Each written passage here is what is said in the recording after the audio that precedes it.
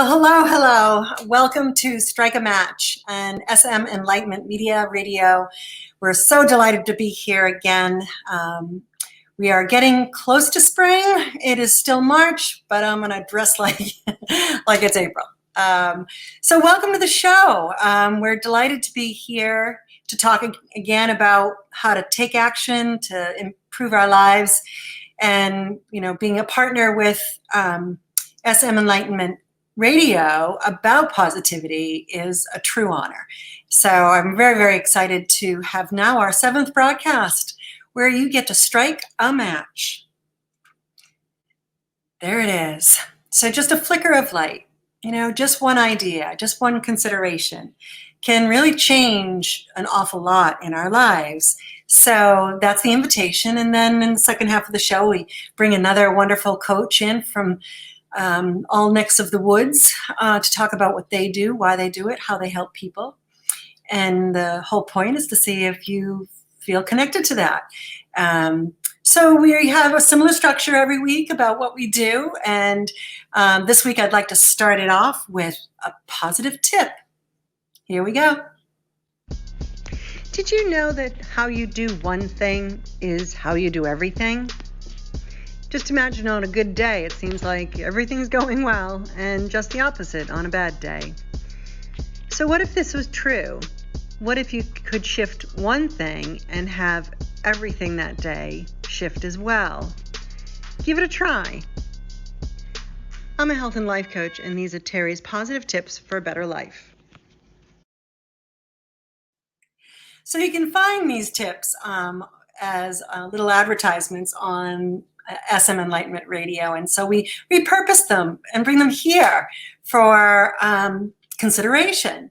So what these positive tips are classified as paradigms. What's a paradigm? Well, it's not an absolute truth by any means, but it is an opportunity to look at something differently that might be more enlightening than the way that I'm looking at it currently.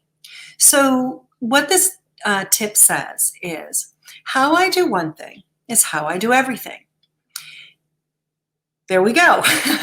How I do one thing is how I do everything. So what we mean by that is that there are patterns in our lives. There are systems that we use to express ourselves, to relate to others, to manage our lives, to function in this world. And how we tend to do one part of that life, whether it be our health or our relationships or our career, how we manage our money or how well we connect to the spiritual, will follow a pattern. So the curiosity is, what's that pattern? And does it still serve me? Well, how they all begin, how do we create a system that we operate in this world? Well, it happens when we're kids. And, we perfect it, we get it all going in a rhythm, and then we get to middle school and it's like, then we get to high school and we refine it a little bit more. And then, we move into adulthood. All the time that we're making this decision on how I'm going to operate, we're kids. So there are mechanisms that we can use to survive in this world. And, we could have the person who's really controlling. We can have the person that's a procrastinator. You can have the person that hides. You can have the person that's an overachiever. And all of these strategies help us succeed. And they can also be our downfall, because how we do one thing is how we do everything. There's no balance. So if I am, super hard worker and I, always on, I'm not resting. And that's not balance.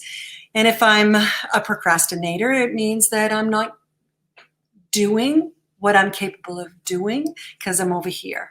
So each of these things are really cool to look at. And that's the beautiful thing about coaching. Coaching has this window that we look through to see what are your habits. So just want to say, we don't look at this with judgment. We don't go like, oh, I'm so bad, I always try to control things. No, we just want to look to see where is this working and where is it not. And that is the strategy of working with a coach. So now we're going to go over to Comedy Corner and look at today's joke about life coaching. So what if we took this paradigm of how I do one thing is how I do everything, this positive tip, and we looked at procrastination. I thought this was a really fun map we can look at. And the clever names that this artist came up with. Sudden urge to do laundry valley. How about Napland or the comfort zone? There's that social media forest we can get lost in, or a lake coffee break. Daydream beach sometimes is a good place to go. But when we're talking about procrastination, these are ways that we hide. So we want to take the opportunity to look at, where does procrastination help me in my life and where does it hurt me? So how does it work with a coach? Well, we want in our coaching experience to get to where we want to go. We want to get to that beautiful place. And often what stands in the way are these habits, these structures that we have. They're obstacles, but they're also opportunities. And procrastination is like such a negative word, but I don't want folks to step into that place. We don't learn from the negative. We learn from the positive, from the knowing that there's different places I can go. Like when I looked at that map, I'm not really a procrastinator, but I visited all of those places. I'm in social media forest. I'm in laundryland, and oh my gosh, I'm shopping on Amazon all the time. So, all of us can experience all of these mechanisms, whether it's controlling or procrastinating or hero victim or hider or clown, whatever strategy you use. We all touch them. And so they're all part of just who we are. And we get to celebrate that. That's not a bad thing. We've gone a long way to get to this moment, and we're good people. We just want more, right? So let's look a little bit about procrastination and a few more funny slides. I have, yes, here we go. Oh my gosh, the computer. Is that like the biggest place to hang out and do nothing? Or we could literally do nothing and sleep on our desk or on the sofa. These are feelings where it's really kind of taken you to a place you don't want to go when you're really getting stuck. And coaching is a lot about getting stuck. And here's the procrastinator's meeting has been postponed, because the best way not to get something done is to book a meeting and then don't do it. I have made calendars with all these intentions, and it doesn't happen. So we're attached to our system. There's a benefit that we get from it, and every paradigm that I share on this show is interrelated to the language that describes what's going on. So everything we do has a positive intention, even procrastinating. It might be that we want to just listen to music. I just want to be chill, or I can't do this anymore. And those intentions are a signal of what's really going on inside. So we're not here to go, hey, you got to dump it all and start all over. We're here to say, what is the obstacle that stands in the way of the opportunity of you becoming the greater version of yourself? And together, we map that out. It's a collaboration, because the beautiful thing that I believe about coaches is that we hear what you don't say. Well, I probably say that every week. But what it means is that you can be sitting on the other side of this Zoom call and be dead silent. Yet a coach is in tuned to know what that means. and can ask and offer ideas that are fitting to what you're actually feeling. Life coaches help you brainstorm. Now, this is one of my fun facts that comes from the HuffPost digital magazine. It's my version, what my fun fact for the show is, and it's a wonderful one because this is what I'm saying on how this all progresses. Bring that right back up. So here we have this young boy who just is delighted with his idea, right? So we have that gift of being able to identify and collaborate on that aspiration. But we also uncover the habits that hold you back and add new strategies to make your dream come true. Coaches are not there to tell you what to do. We are partners in generating new ideas for businesses, health, and personal relationships.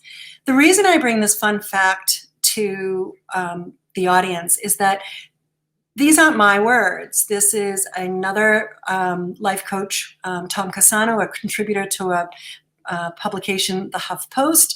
And so I wanted to let you know that if you want to validate some of the stuff that I'm talking about, it's out there. Just Google it. But what's true is the wonderful relationship that a coach and client create to overcome some of the things that we just can't do on our own, especially when how we do one thing is how we do everything. How are we going to interrupt that? So a coach will allow for that pattern to show up, for you to be able to safely look at it and not feel horrible, but to maybe laugh about it, joke about it, look at how frequent it is and how embarrassing it can be, or how much you regret it when it's over, or how useful it is because you get things done or you don't get things done and that's what you'd rather do. Changing habits doesn't come from white knuckling it. It doesn't come from deciding I'm just not going to do this anymore. I'm not going to get angry. I'm not going to be late, whatever it might be. It doesn't come from a decision. It comes from understanding the need we have to have that behavior. What does it do for me? Well, yes, it's a habit. It's rooted in an understanding that I have about myself. So if we look at when we do, not if, when we were able to safely go to that place of where you were, when you started deciding how these things were going to play out for you and what habits you were going to incorporate into your life. And then we played with them. We lived in it. And so then we come to the point where we're like, okay, this isn't working. So the matter of what obstacle stands in your way, that element is really important because we can't let go of something we don't know we're doing. And we can't let go of something that isn't serving us if we're not going to replace it with something more authentic, more useful, more positive, and we're not going to change our mind and our behavior without practice, without accountability. So how my coaching model works, and I love to share this each week, is that in each of the sessions, I have 12, there's a spine. And the first is to step back and see the big picture. Let's be okay with the fact that I'm a control freak or I'm a procrastinator. Let's step back and see the truth. And then we look at letting go. Okay. But then we have to take action. We have to say yes to what is new. And we do that with an experiential exercise that shifts the current space that we're in and takes us to a new space, which is the new idea. So you have practice with that. And experiential exercises are the things that really make the difference. Clearing the clutter, mental rehearsals, understanding sabotage. These are all the toolbox to the habit transformation that we're looking for. So then the last part of that all is the support and accountability. So we can do really well on our own. but we do better together. I have clients that will take snapshots of the before they start an exercise and the after. And I'm not saying physical exercises, these are mental rehearsals. And they'll be like, oh my gosh, it was huge. And so that's the support and the accountability that says, I'm going to do this. So I'd like to share with you something that's pretty amazing. So I know that we all have a story. And it's all important. Every story is important, but some of us get to write it down, not because we're special, but because that opportunity came. I had a friend who invited me to collaborate on a book, Hope is for Always. And I've said this before in previous episodes, I've always had this story in my head. It was called Direct Dial. And it's about my sober journey. I'm sober 18 years now. And along the way, extraordinary teachers showed up. And they weren't teachers. Well, one was, Catherine. But many were just the people that came into my life with a conviction that I needed to up-level my life. So yeah, strike a match.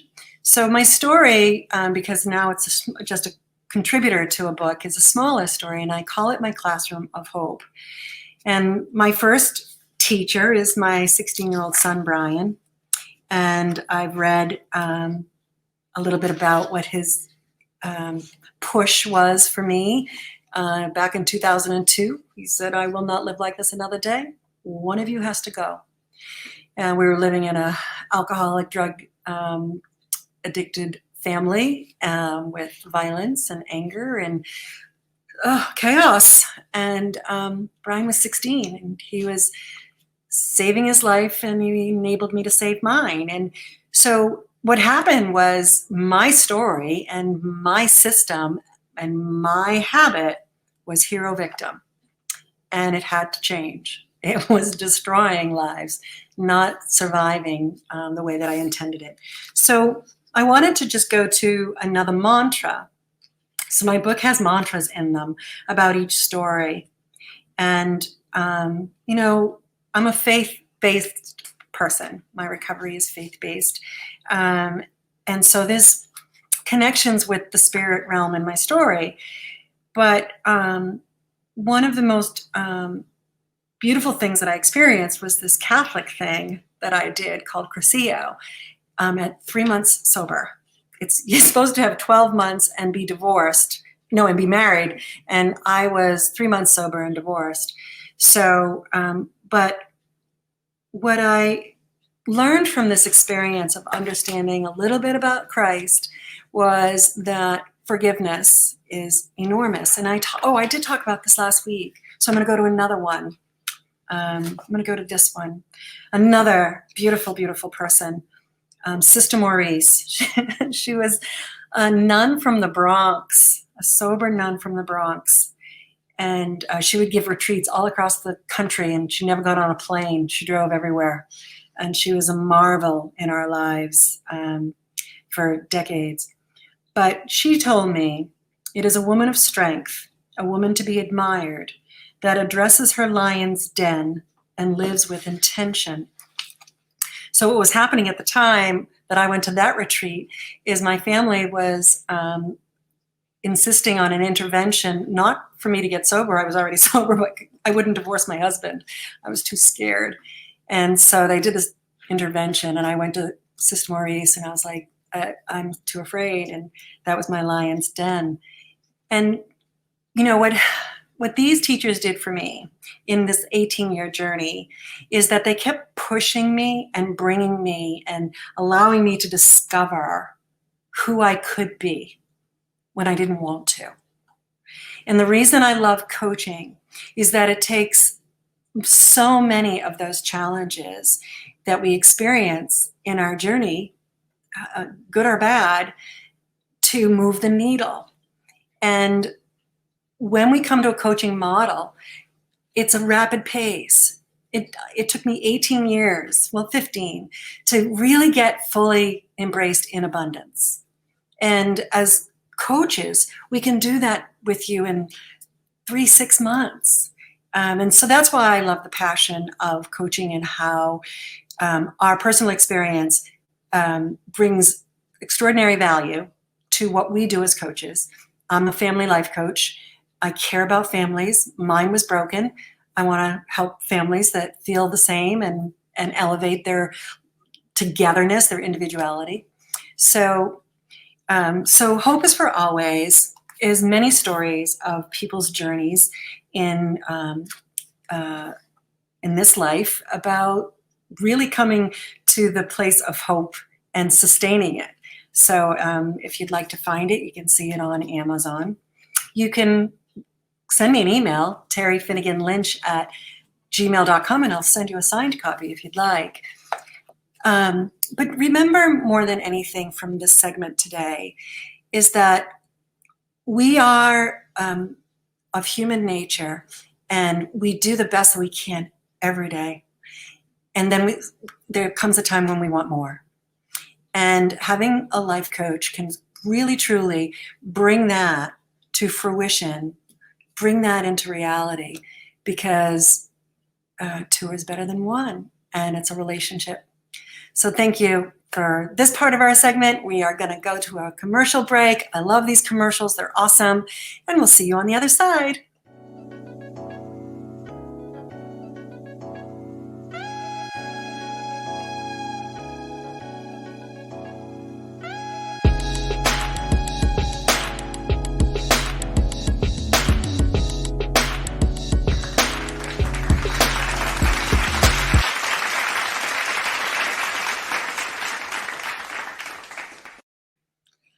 Oh, welcome back. So this section of the show is about match. So we encourage you to consider, is there an action you can take? And then we want to introduce you to coaches that are in the wheelhouse of positivity, health and wellness, life change. And the thing that I want you to watch for in this part of the show is the rapport. So obviously these coaches are friends of mine and people that I adore. So I'm very comfortable with them. But the invitation is to feel, how do you feel with this? Is this the kind of person that you'd like to deal with? Is this the kind of stuff that you need in your life? And so with that, we get to bring on my next guest, co-host, coach, Denise Morrison, my dear friend. Hello, love. Hello, Terry. Great to see you again. Thank you. Great to see you too. So do I mention that your brother, Frank, was my second guest? He stepped up to plate nice and early because I was just starting out of the gate on how to create these podcasts. But I don't know if people had seen that show, but you'll see the physical resemblance and definitely the dedication to health and happiness that you both share. So how are you today? Oh, fantastic. It's a gorgeous day down here in Norfolk, Virginia. Yeah. We have still have bitter cold, but the sun is shining. So I think it was 20 degrees this morning when I went out. But I'm dressing like it's springtime, so I'm going to push it through. So welcome, and so happy to have you here, Denise. We went to school together. Yes. And we learned the same coaching technique, which makes it really easy to have a conversation about habit change. We've both done the same work personally. But what I always like to do to start is to come on in and say, how did you get here? Why coaching? What's your background? And who do you come to serve?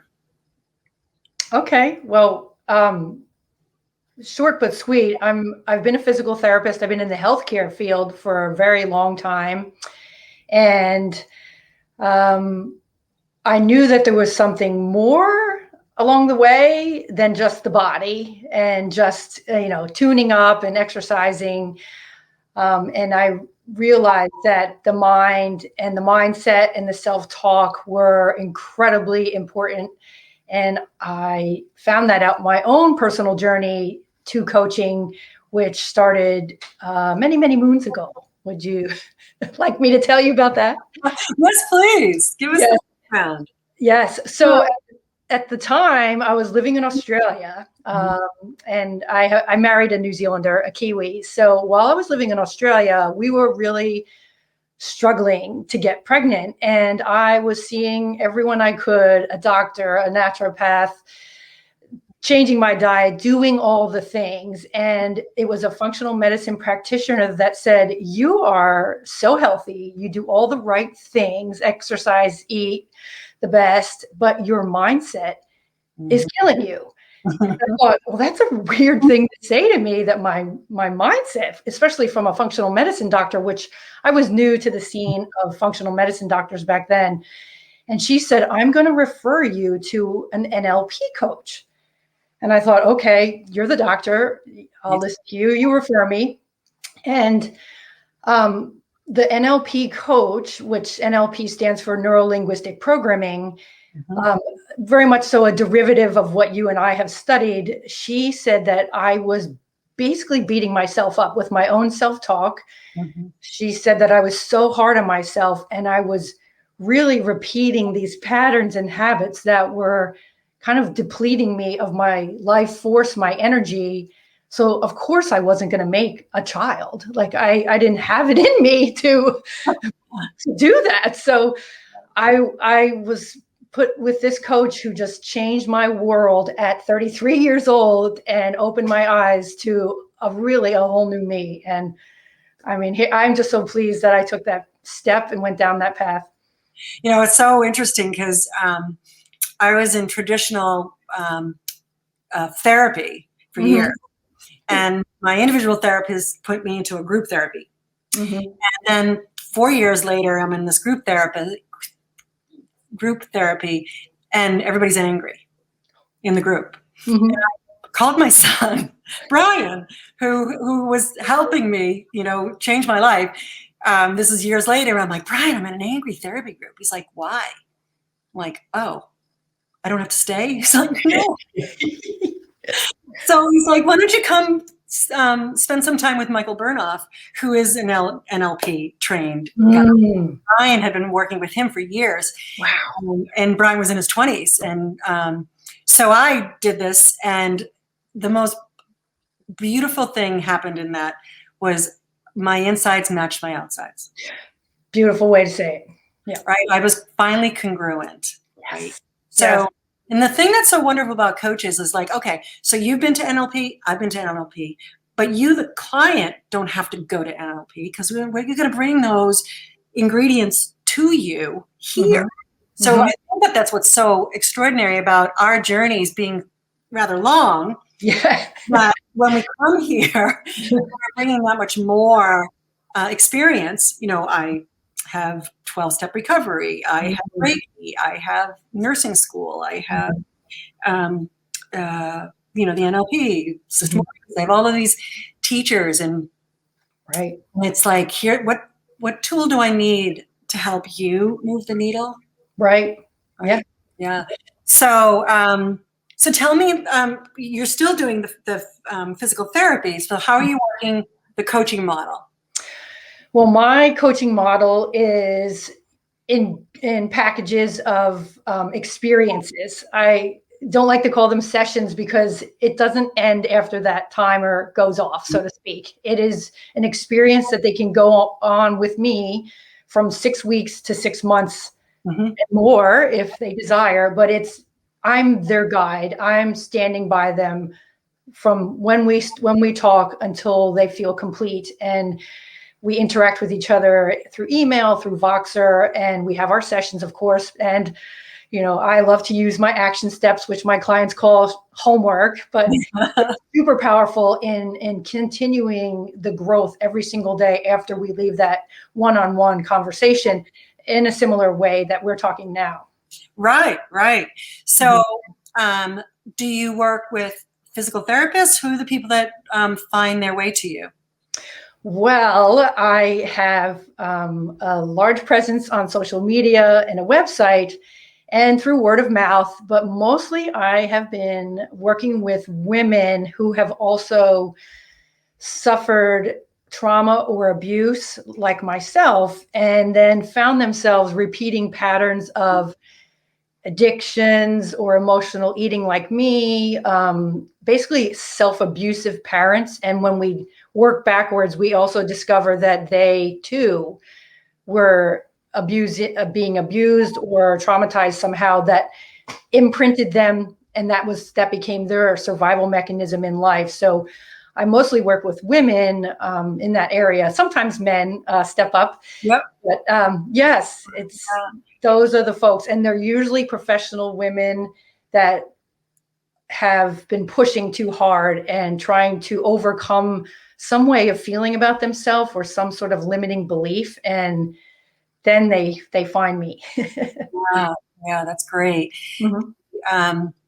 So one of the things that I like to ask each coach, because I've gotten different answers from each time I've asked, is what is the number one reason people call and talk to you but then say no? They do not believe that they can make a change. Like they really don't believe it. And I get that because I was there. Their value, their self-esteem, and their confidence is so low that the possibilities, they don't even see them. So yeah. Yeah. So that same person who says no comes back. I have two clients right now that have known I do this for 2 years, just joined me in January. Mhm. So there were a long period of no, right? Yeah. So if your people have said no and then they say yes, what's that transition? What's that shift that they find Yeah. success? Beautiful question. They really know me by then, and they trust me, and they considering their backgrounds and the work what I do, they feel that I am a safe person, that they can speak to me. I will not bring them harm. I am there to love and support them. No judgment, just a loving heart of curiosity. And after they've seen me on social media and we've had a one-on-one coaching kind of call, so to speak, they've gotten to experience time with me, then they're like, sign me up. Well, that's the rapport that Yeah. why we call this Strike a Match. Yeah. It is holding space. I call it when Mhm. someone is in doubt, that is not yet, versus a hard no. And even the hard no's, there's reasons that people need to stay where they are. Sure. So so in so we do want to celebrate that you have a son. He's a giant. Yes. Like a little baby. This kid's like 10 feet tall. Yes. uh, which is the closing the loop of the fact that if we change our thoughts, we can change our whole lives. And there's another paradigm that I say, our biography creates our biology. Definitely. Right. Definitely. So, and I think this is so wonderful about where we went to school is that the curriculum included all these wonderful paradigms that anchored all these experiences that we have had in our lives that bring coaching to a true form of change.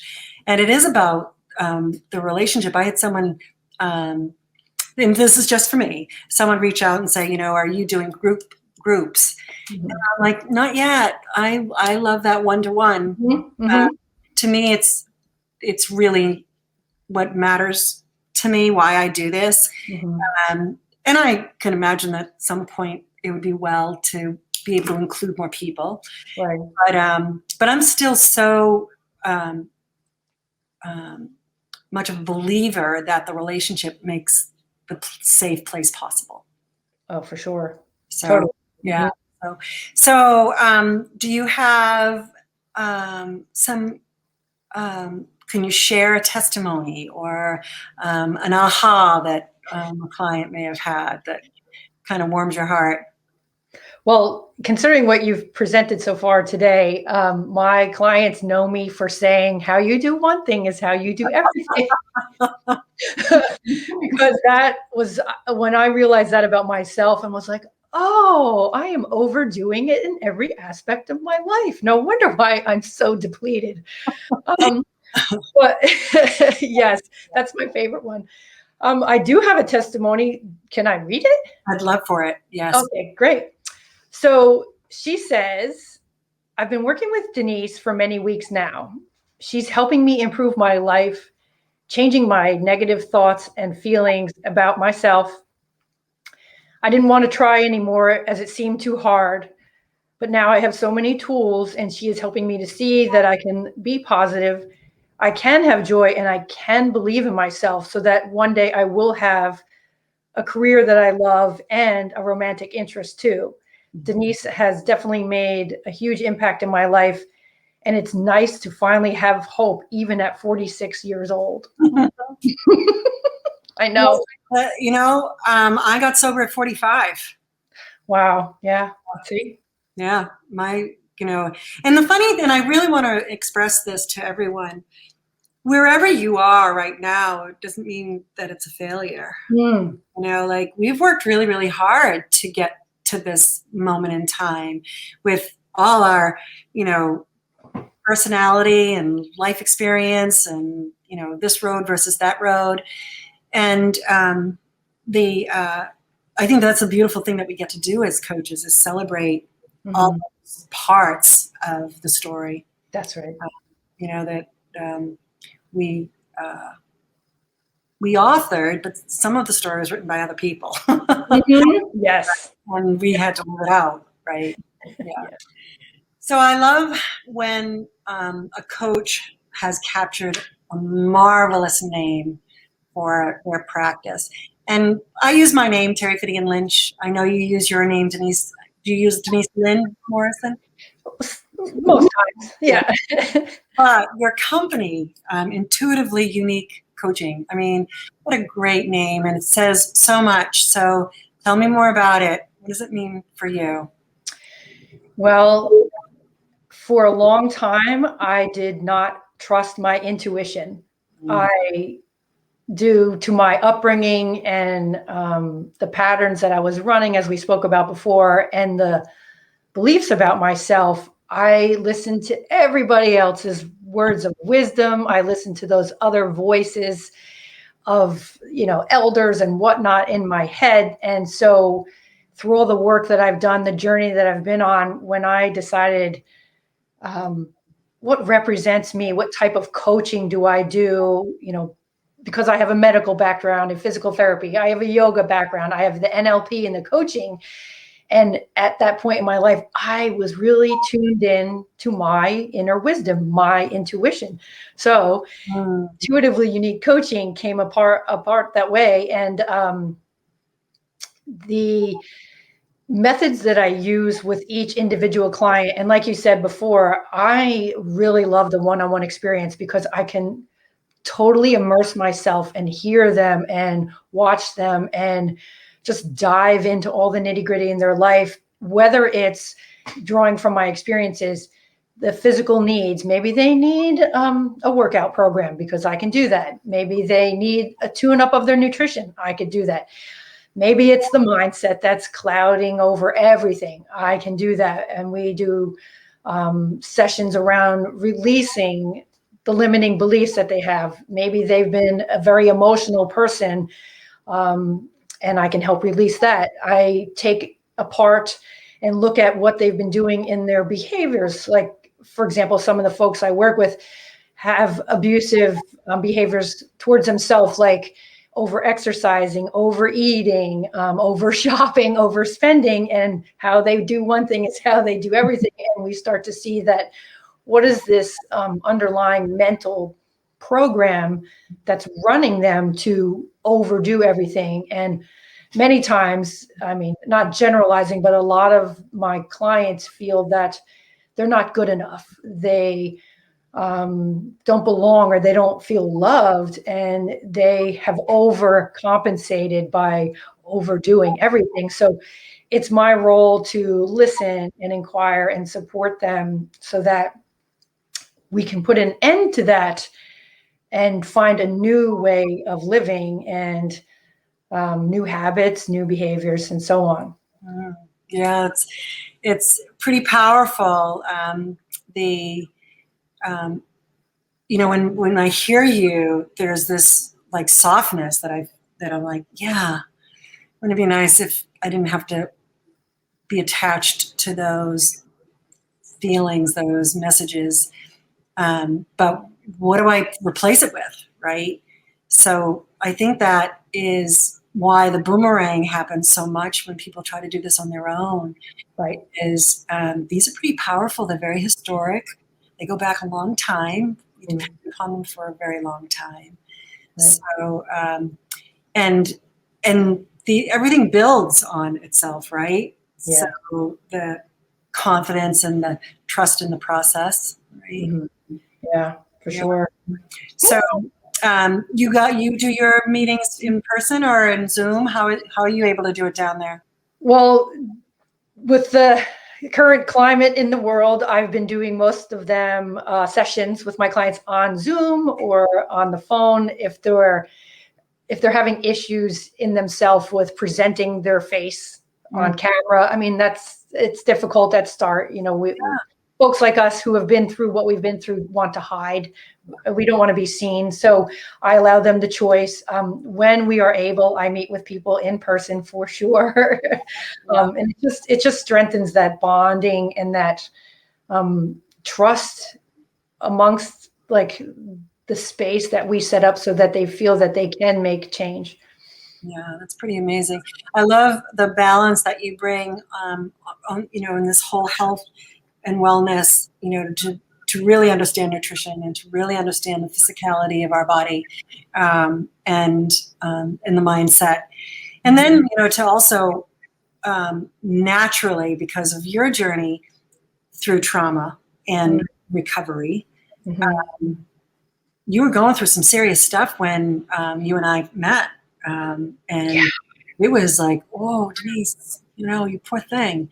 And it's real, but what do we do with it? Because we can't change the facts. We do change our perception and our reaction to them and things like that. So, so it's when we have that firsthand experience and we bring that to the table, we attract people that need that kind of support. And bravo for you to hold space for these folks. What is, if someone's listening and they've got, this experience that they're holding on to that because they have no other option, how would you begin to invite them into a conversation? What would you want them to know? Well, they could find me at my website, DeniseLynnMorrison.com, and I have lots of opportunities for them to contact me or jump on a phone call with me just to discover what's going on and if coaching is the right fit for them. I'm on social media. They can watch me there on YouTube. But it's just generally knowing that I'm here to help, and I love to tell my first-time callers is that there's nothing wrong with you. You're not broken. I'm not here to erase your past or fix you. I'm here to meet you where you are and then take you on the journey that you probably had never imagined, but we do imagine it each and every time that we meet. Yeah, that's awesome. I always say the hardest session is the one where you have to decide where you want to go. Oh my gosh. And what do you want? What do you want? Like, I don't know. I know. But that's the space that we have to, allow for that curiosity to become valid. Yeah. So fun. So I want to thank you for being here, my beautiful friend. We all have a story. we all deserve to be heard. And then we all deserve to become the best versions of ourselves with the support of whatever model of care works for you. And we celebrate coaching. So Yes. thanks for being here, Denise. It's been a real pleasure. And Thank you so much, Terry. see you around the bend. I will. Okay. Oh, that is another wrap. Thank you so much for being here and tuning in to the end of the show. We really appreciate when you do that. Feel free to reach out to Denise or myself. Definitely stay in tune with SM Enlightenment Media for all their beautiful positivity podcasts and music. It's a wonderful program. We will be back next week with another co-coach to talk about how to strike a match. Thanks for being here. I'm Terry Finnegan Lynch.